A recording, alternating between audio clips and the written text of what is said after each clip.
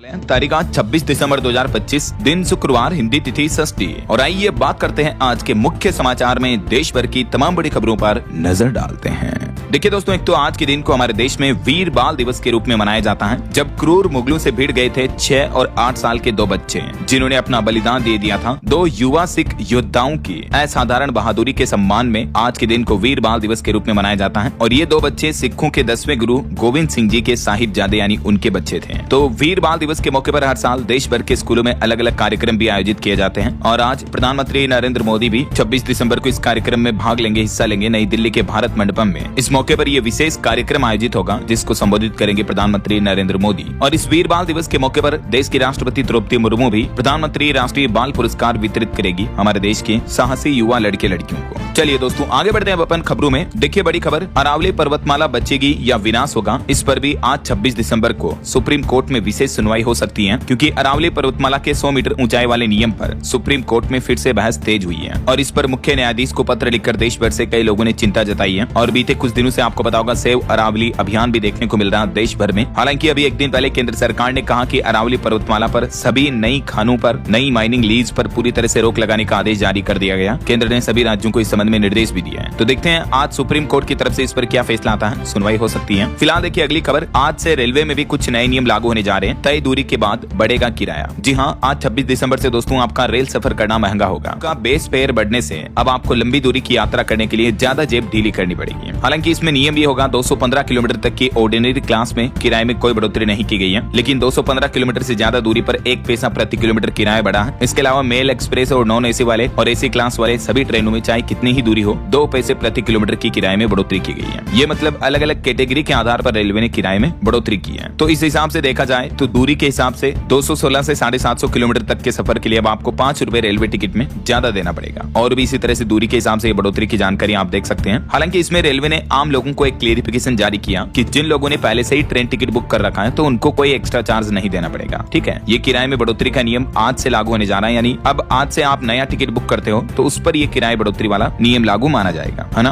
और चलिए अगला अपडेट देखिए, गिग वर्कर्स ने कल 25 तारीख को भी हड़ताल की थी और 31 दिसंबर को भी देश भर में हड़ताल बुलाई है। गिग वर्कर्स यानी स्विगी, जोमेटो, जेप्टो समेत कई सारे प्लेटफॉर्म्स के लिए जो डिलीवरी बॉय वगैरह का कार्य करते हैं, उन संगठनों की तरफ से यह हड़ताल का ऐलान किया है। तो इस हड़ताल का असर Swiggy, Zomato, Zepto, Blinkit, Amazon, Flipkart जैसी कंपनियों के प्रोडक्ट डिलीवरी सर्विस पर भी देखने को मिल सकता है। तो 31 दिसंबर पर नए साल के मौके पर हो सकता है आपको मिनटों में सामान ना मिले। गिग वर्कर्स की हड़ताल की वजह से क्विक कॉमर्स कंपनियों की भी टेंशन बढ़ गई है, क्योंकि यूनियनों का कहना है कि इन सभी कंपनियों के कर्मचारी भी इस हड़ताल में शामिल हुए हैं। हालांकि फिलहाल ये हड़ताल का ऐलान Telangana gig and platform workers union की तरफ से की गई है। वैसे माना जा रहा है कि इस हड़ताल में और भी देश के कई बड़े शहरों के Tier 2 शहरों के डिलीवरी पार्टनर शामिल होंगे। चलिए दोस्तों, अगला अपडेट देखिए, अब आप टोल कलेक्शन से भी मुनाफा कमा सकेंगे। जी हाँ, NHAI यानी national highway authority of India के राजमार्ग ट्रस्ट को मार्केट रेगुलेटर सेबी की मंजूरी मिल चुकी है, जिसके तहत निवेश पर आपको 10% तक का रिटर्न भी मिल सकता है। यानी हाईवे के जो बड़े बड़े प्रोजेक्ट्स होते हैं, इंफ्रास्ट्रक्चर प्रोजेक्ट्स, उनमें अब आम निवेशक भी अपना पैसा इन्वेस्ट कर पाएंगे और उसका रिटर्न आपको भी मिलेगा। देख सकते हैं इस बारे में डिटेल जानकारी कि ये स्कीम कैसे काम करेगी। इसे आप एक रेंटल इनकम की तरह समझ सकते हैं। और ये जो बड़ा फंड कलेक्ट होगा आम लोगों से, निवेशकों से, उसको देश के ये 10 बड़े बैंक मैनेज करेंगे। कैसे निवेश कर पाएंगे पैसा, तो इसको लेकर सेबी के तरीके से IPO वगैरह आएगा, जिसमें आप इन्वेस्टमेंट कर पाएंगे, है ना। चलिए अगली खबर देखिए, भारत में पेट्रोल पंप की संख्या 1 लाख के पार पहुंच चुकी है। हालांकि अभी भी चीन और अमेरिका सबसे आगे है दुनिया में फ्यूल स्टेशन के टोटल नंबर्स के मामले में, और तीसरे नंबर पर है हमारा देश भारत। इकोनॉमिक टाइम्स की रिपोर्ट के मुताबिक भारत में पेट्रोल पंप नेटवर्क की संख्या का आंकड़ा 1 लाख से ऊपर पहुंच चुका है। और ये संख्या पिछले 10 साल में दुगुनी हुई है, 50,000 से बढ़कर 1 लाख तक पार कर चुकी है। तो अमेरिका और चाइना के बाद दुनिया का तीसरा सबसे बड़ा फ्यूल रिटेल नेटवर्क इंडिया में बन चुका है, जिनमें से 90% पंप सरकारी कंपनियों के पास है, जैसे भारत पेट्रोलियम, इंडियन ऑयल वगैरह। चलिए अगला अपडेट देखिए, रेलवे का नया प्लान है। अब रेलवे स्टेशन पर भी आप हल्दीराम, KFC, मैकडोनल्ड्स जैसे बड़े ब्रांड्स के फूड वगैरह खा पाएंगे, क्योंकि इन बड़ी कंपनियों के रेस्टोरेंट आउटलेट्स भी अब आपको रेलवे स्टेशन पर देखने को मिलेंगे, जैसे एयरपोर्ट वगैरह पर होता है ना, वैसे ही 2026 तक कई सारे रेलवे स्टेशन पर आपको ये प्रीमियम आउटलेट्स देखने को मिल सकते हैं। सरकार का प्लान है पहले चरण में 7,000 रेलवे स्टेशनों पर ई-नीलामी के जरिए इनके लाइसेंस वगैरह दिए जाएंगे।